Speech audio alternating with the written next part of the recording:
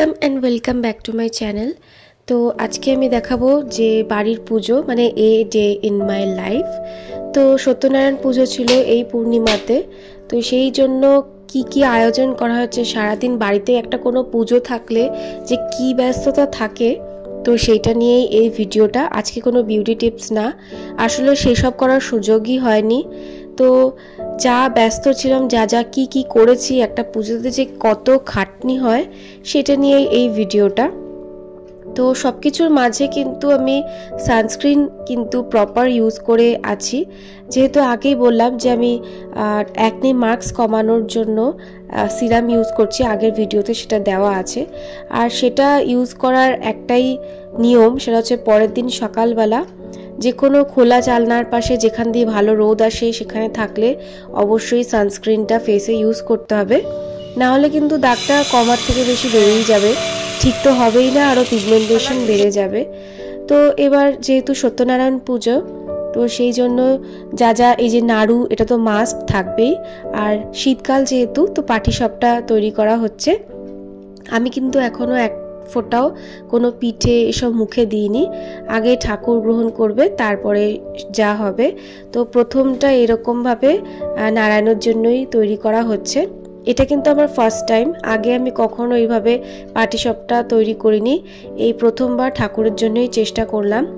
আর ঠাকুরের ইচ্ছায় দেখলাম সেটা ভালো মতনই হয়ে গেছে। আপনারা কে কীরকম পিঠে খাচ্ছেন বা কোন পিঠে খেতে ভালোবাসেন অবশ্যই কমেন্ট করে জানাবেন। আর শীতকালে তো নতুন গুড়ের পিঠে খেতে দারুণ লাগে। প্রত্যেক বছরই একজন আছে, সে আসে নতুন গুড় নিয়ে, কিন্তু এই বছর তার দেখা এখনও পাওয়া যায়নি। ওই গুড় দিয়ে রোদে বসে বসে ছাদে রুটি খেতে কিন্তু বেশ ভালো লাগে। তো এবার আমি মালপোয়া নিয়ে বসে গেছি। এটা কিন্তু পুজোর আগের দিন আর কি এই পাটিসাপটা, নাড়ু আর মালপোয়াটা তৈরি করে রাখা হয়েছিল। এইসব করতে করতে কিন্তু সন্ধ্যাই হয়ে গেছিল, আর এই টাইমই ছিল না। এই যে মালপোয়াটাও রেডি। মালপোয়াটা কিন্তু গুড়েরই করা হয়েছে, আমি কোনো চিনি ইউজ করিনি। এই সবের মধ্যে কিন্তু আমি হেলথটাকে আগে মাথায় রাখছি, সে ঠাকুরের প্রসাদ বানানোই হোক না কেন, চিনি কিন্তু ইউজ করছি না, গুড় ইউজ করা হয়েছে। চিনিতে কিন্তু প্রচুর ক্যালোরিজ থাকে, এটা ব্লাড সুগার লেভেল যেরকম বাড়ায়, স্কিনের কোলাজেনটাকে নষ্ট করে, স্কিনে এজিংটা তাড়াতাড়ি চলে আসে, আর ওয়েট লস কিন্তু সম্ভব হয় না। তো খাওয়ার দাওয়ারের সাথে ঠাকুরের জিনিসেও কিন্তু আমি গুড়ই ইউজ করেছি। এবার যা পুজোর বাড়ি মানে বেলপাতা, তুলসী পাতা, এগুলো তো লাগবেই। আর সবই যদি হয় নিজের বাড়িতেই গাছ পাওয়া যায় তাহলে আর কেনার প্রয়োজন হয় না। শীতকালে ছাদ বাগান মানেই এই চন্দ্রমল্লিকা কালারফুল থাকবেই, এত সুন্দর কালারফুল ছাদ বাগান হয়। কিন্তু এই ছাদ বাগানটা কিন্তু আমার না, একদম আমাদের সামনের বাড়ির কাকিমাটা খুবই সুইট। আমাদের বাড়ির ছাদে সেই রকম পুজোতে ইউজ করার মতন গ্যাদা ছাড়া আর কোনো ফুল ফোটেনি। তো উনিই বলেছিল তার ছাদ বাগান থেকে এই ফুলগুলো যাতে পুজোর কাজে নিয়ে নিতে পারি। তো উনি খুব সুইট, ওনার ছাদ বাগানটাও এই সুযোগে দেখিয়ে দিই, প্রচুর ফুল ফুটেছে। আর এনার ছাদ বাগানের ফুলের জন্যই আমার কিন্তু সত্যনারায়ণের পুজোতে বাইরে থেকে কোনো ফুল কিনতে হয়নি, শুধুমাত্র রজনীগন্ধার মালাটাই কিনতে হয়েছে, যা বাকি সব ফুল কিন্তু ছাদ বাগান থেকেই হয়ে গেছে। আর আমাদের বাড়ির ছাদ বাগানে আবার গ্যাদা হয়েছিল, সেগুলোও তুলে নিয়েছিলাম, পুরো ঝুড়ি ভর্তি ফুল। আর এখানে এসেও মনটা বেশ ভালো লাগছিল, তো ভাবলাম এটাও এনার ছাদ বাগানও আমি শেয়ার করে দিই। এরকম ফুল ভর্তি ছাদ বাগান যদি কারোর থাকে তাহলে আলাদা করে কিন্তু বাইরে পিকনিক করতে যেতে হয় না, ছাদেই একটু মাদুর পেতে সবাই মিলে চা আর স্ন্যাক্স নিয়ে বসে গেলেই হয়, একসাথে ফ্যামিলি বন্ধুরা মিলে গল্প করলে দারুণ কিন্তু একটা শীতকালের পিকনিক জমে যায়। এরপর আমি চলে এসেছি, আবার অনেক কাজ ছিল, পায়েস বানানোর ছিল। পায়েসটা আমি আগেও গণেশ চতুর্থীটা ট্রাই করেছিলাম, এইবার আরও ভালো করে আর কি চেষ্টা করছি। পায়েসেও কিন্তু আমি চিনি ইউজ করিনি, পায়েসেও কিন্তু মিছরি ইউজ করেছি চিনির বদলে মিছরিটা বেশি বেটার শুনেছিলাম, তাই জন্যই আমি সেটা ইউজ করেছি। কারণ দুধের মধ্যে গুড় দিয়ে করা যেত, কিন্তু আমি এতটা এক্সপার্ট না, অনেক সময় গুড় দিলে দুধটা কেটে যায়, তো সেই রিস্কটা পুজোর দিন আর নিয়ে নিই। পায়েসও রেডি হয়ে গেছে। আমাদের বিকেল 4টে 4:30টের দিকে পুরোহিত আসার কথা ছিল, তো তার আগে সব কিছু রেডি করার ছিল, তো একটা তাড়াহুড়ো ছিলই। আর সত্যি কথা বলতে একটু মনটা খুশিও, আমার 1K কমপ্লিট হয়ে গেছে ইউটিউবে। তো সেই কারণে না, সত্যনারায়ণ পুজো আগেও হতো, কিন্তু সেটার জন্য আমি ঠাকুরের প্রতি একটা গ্র্যাটিটিউড শো করার জন্য এবছর রান্নাতে হাত দিয়েছি, ঠাকুরের ভোগ প্রসাদ তৈরিতে। এবার একটুখানি খই গুড় বানাবো, তো তার জন্য গুড়টাকে ভালো করে জাল দিয়ে নিচ্ছি। এবার সেই যেভাবে যা বানায় সবাই আশা করি এটা জানে। এই খই গুড় কিন্তু আমার পার্সোনালি নিজের খেতেও খুব ভাল লাগে। আর বলে দিই, এটা একটা খুব ভালো স্ন্যাক্স, একদম লো ক্যালোরি, চাইলে সন্ধ্যাবেলা চায়ের সাথে খাওয়াই যেতে পারে অন্য কিছু ভাজাভুজির থেকে। তো এটাও একটা টিপস দিয়ে দিলাম। এবার ঠাকুর মশাইয়ের জন্য ভুজি সাজানো হচ্ছিল, তো যা আর কি লাগে, চাল ডাল তেল সবজি 3 রকম বা অথবা 5 রকম দিতে হয়। তা আমি ভাবলাম যে ছাদে যখন বেগুন হয়েই আছে, তো একটা সবজি না হয় ছাদ বাগান থেকেই ভুজিতে দেওয়া যাক। তো সেই কারণে ছাদ বাগান থেকেই বেগুন তুলে নিলাম। সত্যি ছাদ বাগান করলে, গাছের পিছনে সময় কাটালে দেখুন ফুল সবজি সবই কিন্তু পাওয়া যায়। এবছর আমাদের ছাদ বাগানে ফুলটা একটু কমই করা হয়েছে, সবজির দিকেই বেশি ধ্যান দেওয়া হয়েছে, তো সেই জন্য সেটা হয়নি।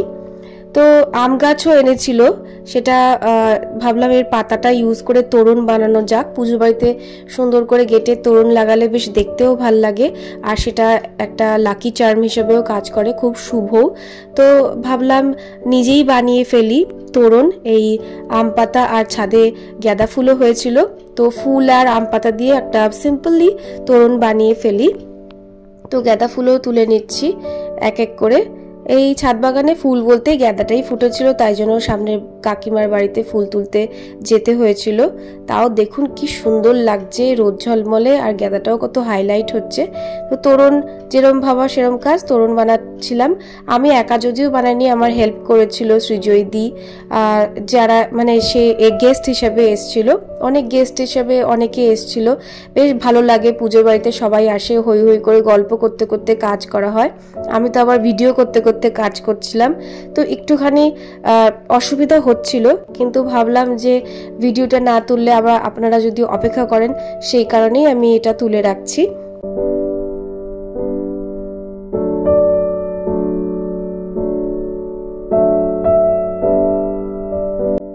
এই ভিডিওতে কোনো বিউটি টিপস না থাকা সত্ত্বেও একটা মোটিভেশন আছে। যারা বলেন যে কাজের জন্য টাইম পাই না, আপনি এত টাইম কি করে পান, অনেকে বলে, অনেকে হয়তো মনে ভাবে, লেখে না। তো আমি সেটাই দেখিয়ে দিচ্ছি, কাজের মধ্যেও কিন্তু আমি সানস্ক্রিন মাখতেও ভুলিনি, আর ঠাকুরের ভোগেও কিন্তু আমি চিনি ইউজ করছি না, তার জায়গায় গুড় ইউজ করছি, আর সবসময় কিন্তু মোটিভেটেডই থাকি। এই সারাদিন না খেয়ে, ভাত রুটি না খেয়ে এই পুজো করার পরেও কিন্তু, আর এই খাটনির পরেও কিন্তু আমি রাত্রেবেলা ফেসটাকে ক্লিন করেছি অবশ্যই। উপোস করলে কিন্তু শরীরে অনেক উপকারিতা আছে, এমন অনেক রিসার্চ পেপার বেরিয়েছে, তাতে বলা হয়েছে উপোস করলে বডি ডিটক্সিফাই হয়। যেমন সব যন্ত্রপাতি হোক, সব কিছুর একটা রেস্টের প্রয়োজন হয়, সেরকম কিন্তু আমাদের লিভার, খাদ্যনালী এইসবেরও কিন্তু রেস্টের প্রয়োজন হয়। তো সত্যনারায়ণের সিন্নি বানাতে বানাতে আসুন জেনে নিই উপোস করলে কি কি উপকারিতা পাওয়া যায়। তো প্রথমেই বলি, এক তো ওয়েট লস হয়, আর স্কিনের কোলাজেন বুস্ট হয়, রিঙ্কেলস দূর হয়, অক্সিডেটিভ স্ট্রেসটা রিডিউস হয়, হরমোনাল ব্যালেন্সটাকে ইমপ্রুভ করে, আমাদের ব্লাডে ইনসুলিন হরমোনের বেশি কমের জন্য কিন্তু অ্যাকনির সমস্যা দেখা যায়, সেই ইনসুলিন হরমোনটাকেই কিন্তু কন্ট্রোল করে, ইমপ্রুভ করে, তাতে ফেসের অ্যাকনের সমস্যা কিন্তু অনেকটাই কমে যায়। আমাদের এই আদি পরম্পরাটার এখন বিদেশি নাম হয়েছে, সেটা হচ্ছে ইন্টারমিডিয়েট ফাস্টিং, আর এটার নাম করে অনেকে অনেক ভিডিও বানায়, কিন্তু আমাদের ঠাকুমা দিদিমার আমলের এই প্রচলনটা কিন্তু এত ভালো যে সেটা মানুষ ভুলে গেছে। এখন বিদেশি নাম দিলেই সেটার দাম বেড়ে যায়। তো একটা ফাঁকে আমি ভোগটা দেখিয়ে দিলাম, ঠাকুরের ভোগ। ঠাকুরের ভোগ দেখলে দুর্ভোগ কাটে, তো আমি চাই আমার ভিউয়ারদের সবার দুর্ভোগ কাটুক। আমি যেরকম মডার্ন ধারণাকে বিশ্বাস করি, সেরকম কিন্তু আগের পরম্পরাকেও মান্যতা দিই। এই ভিডিওটা এখানেই শেষ করছি। ভিডিওটা ভালো লেগে থাকলে চ্যানেলটিকে লাইক করুন, শেয়ার করুন, সাবস্ক্রাইব করুন, বেল আইকনটিকে প্রেস করুন। Thank you.